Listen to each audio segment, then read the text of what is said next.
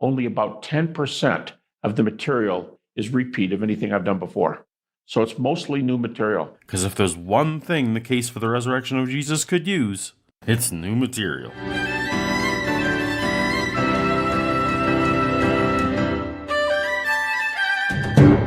Welcome to Paulogia, where a former Christian takes a look at the claims of Christians.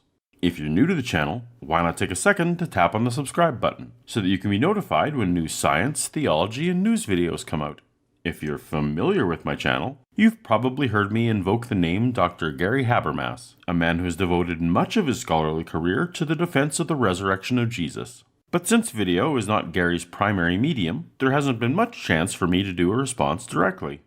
Fortunately, he recently appeared in a beautifully shot interview with Capturing Christianity. Yeah, I'm doing this interview with Dr. Gary Habermas, and he's writing a book that's about to be 5,000 pages long. And That's about right. And people thought that was a typo. As long as I've been seriously studying the Jesus resurrection claims, the promise of Gary Habermas's long-awaited magnum opus has been hanging out there like a vaccine that will finally cure the world of doubt. And while Gary does interview after interview and lecture after lecture where the promise of this book comes up, it seems we are no closer to reading it than we are the final book of Game of Thrones. I've long dubbed Habermas the George R.R. Martin of apologists. And while I don't begrudge the man taking his time, what I'm exhausted from are he and other Christians arguing from what they imagine might be in this hypothetical work, as if it's a source we can evaluate in the present. It's not. Publish the book, and then we'll talk. I spent 150 pages 150? on 19th century German liberalism, 150 pages? I'll give you 150. That's a lot of pages. 150 pages on David Hume and the argument against miracles, 150 more. 150? Take that, David Hume. 80 pages of defense What, do you like 80? You cannot be 80. of the crucifixion alone. How do we know Jesus died? 80 pages on the mundane claim that a man died. Boom.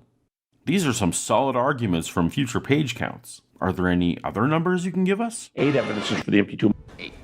8. All 8? Mark it 8, dude. Ready? Ready. 8. Or another one gives about 10. 10 points for Gryffindor! 10s are good. 10s are good.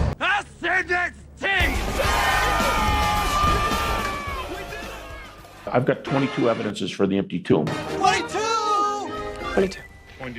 22. I counted 22. 22. 22 makes it a gas chamber bounce. And I'm almost never asked, how do you know these facts are true? A lot of us have been asking that. Constantly. Perhaps you should do an interview with a non-believer sometime. I'd love to chat with you, Gary. But please, enough of the numbers. How do you know these facts are true? So I put a list together, and if you count all the individual pieces of data that accredit these 6, it's over 100. Over 100. I mean, 100 is the perfect percent score for a test, so the facts are true?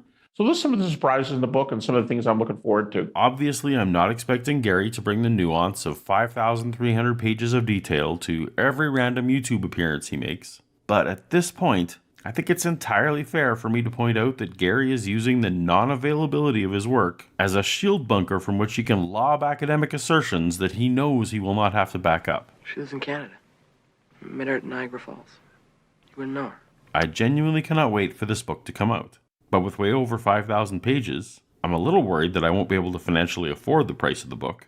And I'm not getting any younger, so I hope I live long enough to read all of it. Gary, I beg you, start putting up chapters now on some paywall website or something. I'll subscribe, I promise. I think it's fair for me to be frustrated to see Gary in appearance after appearance appeal to numbers that he alone has access to, as if he's proven some kind of point with them. And even worse, I'm frustrated at hearing other Christians naively fall for the idea that Gary throwing out numbers of things they don't have access to is some kind of evidence or good reason to believe something. It's just not. Until we can see what he's talking about. This is a man shouting random numbers. He might as well be calling out a bingo game. Hope everybody remember to take their vitamin B6. Bingo! I start with what I call a minimal facts argument, and I've used anywhere from 3 to 7 over the years. Lately, I've been doing 6, and I would say Jesus died by crucifixion. If Jesus lived, then Jesus died. Easy to grant. His disciples had experiences that they believed were appearances of the risen Jesus. Not that the disciples had experiences, just that they believed they had experiences. A carefully worded low bar. Even so, who does Gary mean by the disciples? The 12? The evidence that any of the original 12 did anything at all is shockingly sparse. Not a single one of them ever puts their name to paper and tells us they saw a risen Jesus.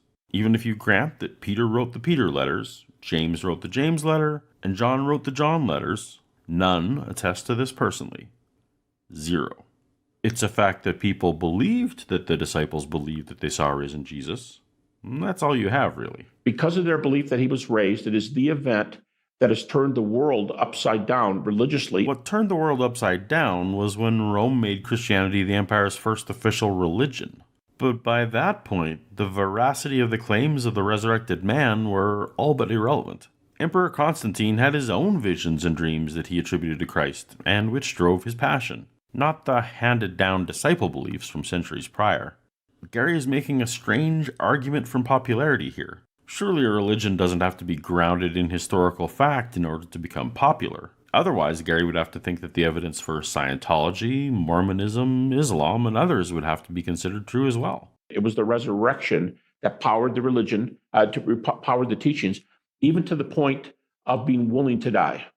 And we do have first century sources for arguably the 3 largest names. Apologists who know what they're doing use this careful phrase, willing to die, rather than claiming that said disciples actually did die for their faith, because the evidence doesn't back up that latter claim. When Gary points to sources for the 3 largest names, he's tacitly admitting that there simply aren't reliable sources for any of the rest of them. By those 3, I'm going to assume Gary means Peter, Paul, and James, only one of whom was actually a member of the 12. 4, very important, it was proclaimed very early. And today, critics, the consensus position is that you can track the resurrection preaching back to immediately after the cross. By what definition of immediately? When Paul said yes to Jesus on the way to Damascus, there was already a body of data called the early creeds that are later written in the New Testament. Paul wrote his letters about 20 years after the death of Jesus. So what we know for sure is that the resurrection preaching was established in the first 20 years. Gary and others like to speculate, and possibly reasonably so, that Paul heard this teaching when he went to Jerusalem and met with the church elders, an event estimated roughly 5 years after Jesus' death.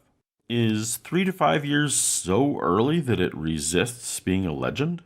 And so what if this preaching began even the very week Jesus died? That's about the timing of Elvis sightings after his death. And then the last 2 would be individuals, James, the brother of Jesus, and Paul, both of whom become Christians because they believed they had experiences. Well, I think most will accept that Paul became a Christian because he believed he had an experience. In the 7 books that can be confidently attributed to Paul, he lays out what he believes and why. In fact, he's the only gospel for which this is true. Again, that clever wording of believing he had an experience, not actually having an experience. As for James, well, we don't actually have any idea what he believed and why. As I mentioned, even if I conceded that James wrote James, that letter is silent on resurrected Jesus. We're no closer to finding out whether James claimed any such experience for himself. Those are the 6 I would use. All right, let's review. Jesus died. Okay. Disciples thought they saw risen Jesus. If I'm unjustifiably charitable, and grant Gary that he has good evidence for Peter, Paul, and James, he's given those last 2 individuals their own separate points. So the best we can give this point is that Peter thought he had an experience. Though more realistic to say that people thought that Peter thought that he saw risen Jesus. If we change this to Christianity became popular, then check. Early? Well, what's early? Within 20 years is what the hard facts tell us. Is that early? Maybe a check. Even if I grant just a few years, this doesn't seem particularly relevant. James thought he had an experience. That I don't see. That James was an early church leader? Sure. That people believed that James believed he had an experience? Okay. Paul thought he had an experience. Check. We started and ended on good ones.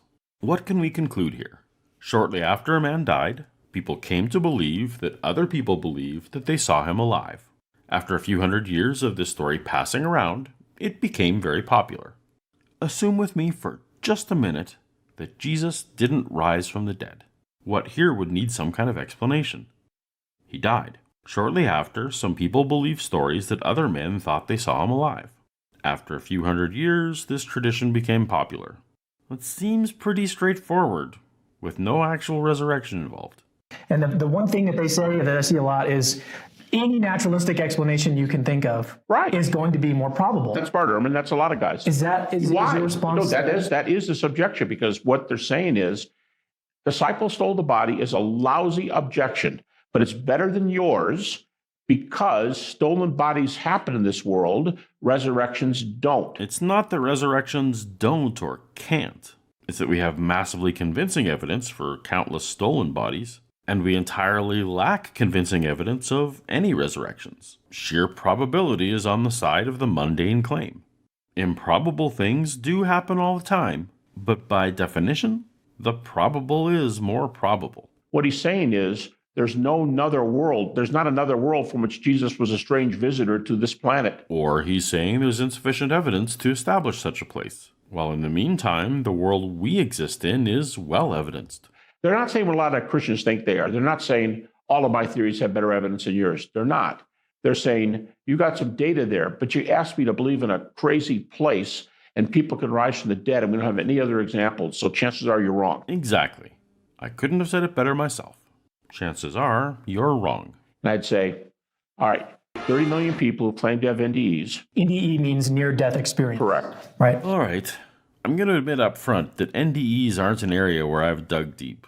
Even when I was a die-hard Christian, I found them to be pretty underwhelming. Beyond the, shall we say, non-rigorous documentation or corroboration, it just didn't seem to be special that a dying, oxygen-deprived brain would come up with some unusual thoughts and sensations. Certainly not anything that warranted demand for supernatural explanation. But I'll allow this side rabbit trail for now. Give Gary a chance to turn me around on this, or at least spark my intellectual curiosity. A fellow that just retired from University of Virginia Medical School. He's probably the leading NDE expert. His name is Bruce Grayson. All right, Bruce Grayson. That combines the names of Bruce Wayne and Dick Grayson. That's pretty cool. But Bruce himself has published 100 peer-reviewed near-death articles in medical and psychological journals. But Gary's right. Looks like he has over 100 peer-reviewed contributions. His most cited work is this one, called the Near-Death Experience Scale, where he lays out a standardized 33-point questionnaire for talking to those who claim to have had an NDE. These questions focus entirely on qualia, feeling of peace, feeling of joy, vivid thoughts, dull thoughts, life review, and sudden understanding. In spot-checking Grayson's papers, they focus on these vague sensations, not on documenting corroborating evidence in support of the idea that this is anything other than the mental throes of a dying brain. The most incredible ones, people go, oh my gosh, that's really happened? Yeah, it's recorded. I can already tell people are wondering, well, what, like, give me a taste. Yeah. Well, give me these two. Yeah, here's a couple. This woman has she's being operated on. She has a near-death experience. She's up above her body. She's looking down. She's watching herself. And sometimes they don't even know it's them because they identify with who's up by the ceiling. That's their point of consciousness. And on the top of this medical device that was in the room, hospitals often rivet numbers like offices do to keep track of typewriters and to keep track of things. She looked down and there was a 12-digit number riveted onto the top of this medical thing. And she said, I'm OCD. And so I memorized the 12-digit number. As soon as she comes to, she says to the nurse, write this down. Now, I'm not saying this is the number, but it's like, write this down, 675-21600. 12 numbers. And the nurse wrote it down. And they were later moving the apparatus out of the room. And the nurse jumps in and says, whoa, wait a minute. Let me get my sheet out. Wow, the number's exactly right. This account comes from a book called The Death Class, A True Story About Life, which recounts lectures by Professor Norma Bowe from her death class. The story doesn't include any details that could be corroborated. No patient name, no nurse name, no hospital name, no year, not even the serial number to see if it conceivably could be a respirator serial number for the given brand. This sounds like a third-hand anecdote told by a professor who trades on being entertaining. Is this the level of documentation we can expect? That impresses Gary? By prefacing these with Grayson and the peer-reviewed studies, listeners like me got the impression that that's the kind of evidence we would be hearing. It is not. Another one is a real fast one. A guy had surgery. He was up above his body watching the doctors do this, but he got maybe a little bored. I don't know. He started drifting a little bit and looking around. He went through a wall into the next surgical ward, and he watched a guy having his leg amputated. So he gives an explanation of what happens in the room with the leg amputation because I saw it. But you're on that bed. Yeah, but I'm telling you, I saw it. How do you know? Here's some explanation. I'm making up what he might have said, but he could have said, well, all the nurses in the room had white uniforms on, except for this one. She had a pale green uniform on. I mean, something like that. I'm not going to fault Gary for not holding all the details of all the cases in his head at once. His memory isn't the arbiter of accuracy. I was able to track down the case Gary is likely referring to. It was a female patient, not male, who claims to have been out of body when she observed an amputation where the leg was placed in a yellow bag. That's the end of the detail. Now, this comes to us from a French documentary, Faux Départ, where Dr. Jean-Jacques Charbonnier relays his version of the story in just a few sentences. With all due respect to the doctor, there are no details given that are or can be corroborated. There's no write-up in a journal, as Gary implied there might be. This is an anecdote from a documentary from a company that has since gone out of business. So I've been wanting to ask a historian this question for a long time now. And it's another common objection that I see is that most probably Jesus' body would have been thrown into a mass grave. Well, that sounds familiar. I'm very excited that Craig acknowledges that the place most crucifixion victims were buried was a mass grave. Mass grave, unmarked grave. So my question is, what is the earliest historical evidence we have of Jews criminals being thrown into a mass grave? Does it come at the time of Nero, around 70 AD, or does it come before then? Because it seems to me like that's the earliest evidence that we have of these mass graves. Okay, first of all, you're going to be hard put to nail exact historical references when it was done. But I would concede, and many would, that that's what happened to most people. Gary Habermas agrees with me. Unmarked graves are what happened to most crucifixion victims. Let's hear that again. But I would concede, and many would, that that's what happened to most people. I'm going to be using that clip forever. Not necessarily mass graves, but a little classier would be a rectangular square in the ground, like today, only without a casket. And you put the body on top of it and covered up. That would be kind of a classy one. A mass grave would be, garbage, in a garbage heap or something. The Romans were crucifying hundreds of people a day by some estimates. I haven't seen any references to individual plots. Maybe this is in Gary's upcoming book. But he seems to be on board with the fact that it's unmarked, so moving along. But it's a totally moot point. It's a totally moot point because, like I say to people, let's take your theory. Give me your best shot. What do you want to say? They put it in a garbage dump, and by Sunday, it was already burned up from the smoldering ashes that were always burning. Or dogs may have eaten it. Dogs may have eaten it. And I'll just go, that's cool. Yes, it's very cool. So what's wrong? Well, I don't know. The gospel story of Joseph is incorrect, or part of it is. He may have been the one that put him in the common grave, but for the most part, the gospel story would be wrong. And I'd say... Joseph of Arimathea. Yeah. Okay. And I'd say, okay, so what do you have here? You got a moot point. You picked a horrible example because Jesus could have died on Friday, been thrown in a trash heap, had his body eaten and or burned or both. And guess what's going to happen Sunday? What if he appears anyway? With all due respect to Gary, it doesn't sound like he understands the nature of this objection. Perhaps that's because Gary wisely avoids trying to make a case for an empty tomb, or the historical accuracy of the gospel accounts. It's more relevant to someone like William Lane Craig. In that recent many-part saga where Craig and I went back and forth on the empty tomb, Craig actually knocked Habermas for this. Gary doesn't use it, and I think that's a mistake. Even if there was airtight evidence that Jesus' body had been thrown into a wood chipper, and his remains fed smoothie-style to a bear, and the droppings from said bear were then shot into space, I wouldn't argue that an all-powerful being couldn't raise that person from the dead. He's all-powerful. Though I'm not sure what Doubting Thomas might have checked in such a case. Those of us making this mass grave observation don't think that a few feet of dirt was going to foil God's plans better than a rock-sealed tomb. No, the reason I raise this objection in non-Gary contexts is the one he just pointed out. For the most part, the gospel story would be wrong. If Jesus ended up in an unmarked grave, which Gary concedes is the most common case, then the gospel stories are, for the most part, wrong. And it follows An empty tomb isn't a fact that needs accounting for. Women didn't find the tomb empty, eliminating the already dubious claims of the criteria of embarrassment made by Dr. Craig and others.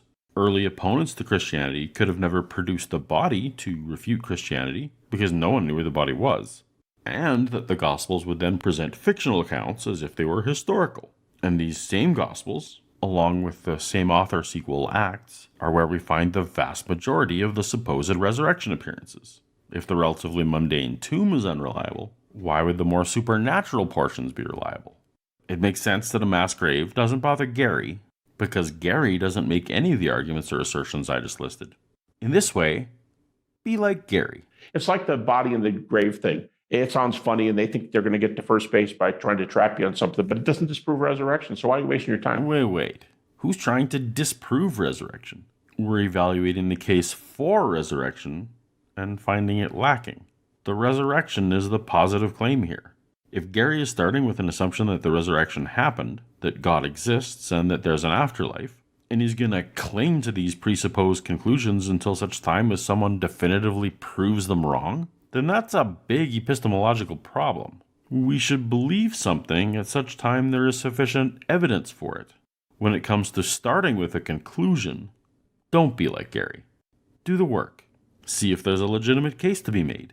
Don't just embrace unsubstantiated anecdotes from someone dressed like a doctor in a poorly made French documentary from a company that no longer exists as a pillar for your worldview merely because it agrees with what you already believe. Advocate for your own understanding. If you'd like to hear more about the resurrection of Jesus, check out this playlist, which includes those episodes where I'm feuding with William Lane Craig over empty tombs. See you there.